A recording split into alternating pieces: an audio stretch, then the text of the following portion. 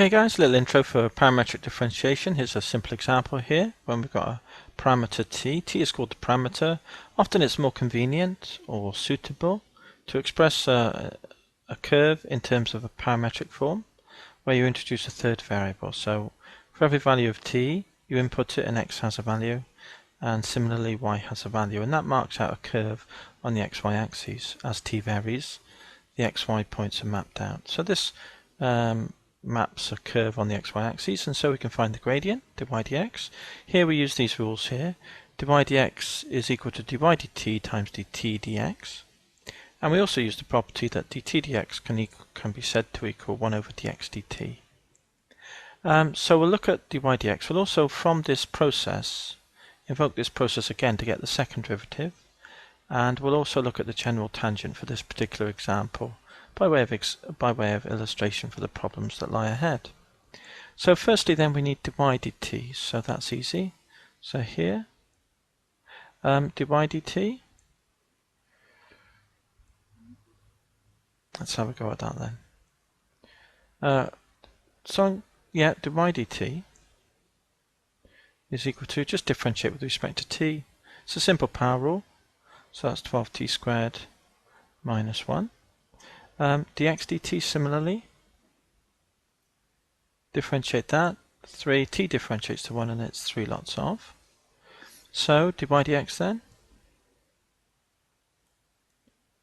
is equal to dy dt, and dt dx can be replaced by 1 over dx dt.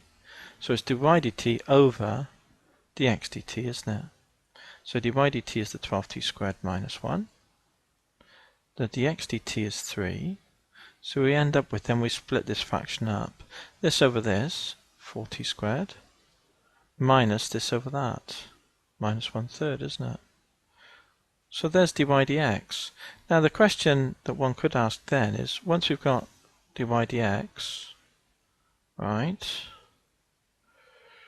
what is d2y by dx squared? Well, let's have a go at that then.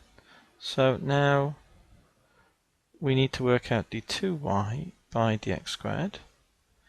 What do we mean when we say that? We mean d by dx of dy dx. That's what we mean by the second derivative. This is the abbreviated notation, isn't it? This is the more long-winded way to write it. And this is simply d by dt, using the chain rule, of this thing here, dy dx, times by dt dx.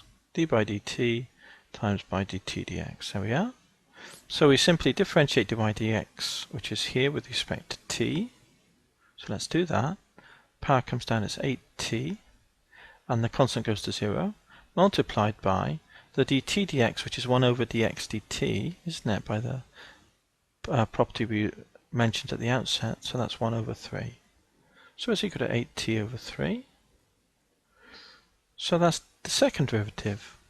Now the question is then asked, well, we've done the derivative now, we've done the first derivative, we've done the second derivative. Now what about the general tangent then? What about that?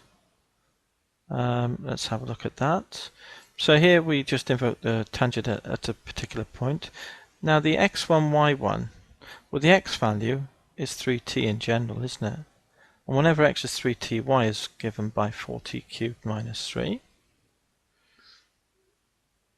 4t cubed minus t, sorry, and this is our x1 and y1 values that we put into here.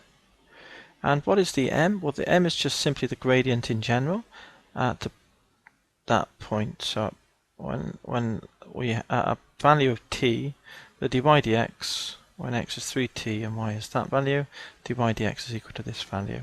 So this corresponds to the value m. So what we generally do is put these values in. The 3t goes in here. The 4t cubed minus t would go in there. The m value would go in here. We'd expand the brackets and we'd move everything over. So we had so many y's, so many x's, and so many t's equals 0. That's generally what we do when we write down the general tangent. And it's illustrated one in the examples in this section. So all the best in this section, guys. And I'll catch you in the next. Cheers.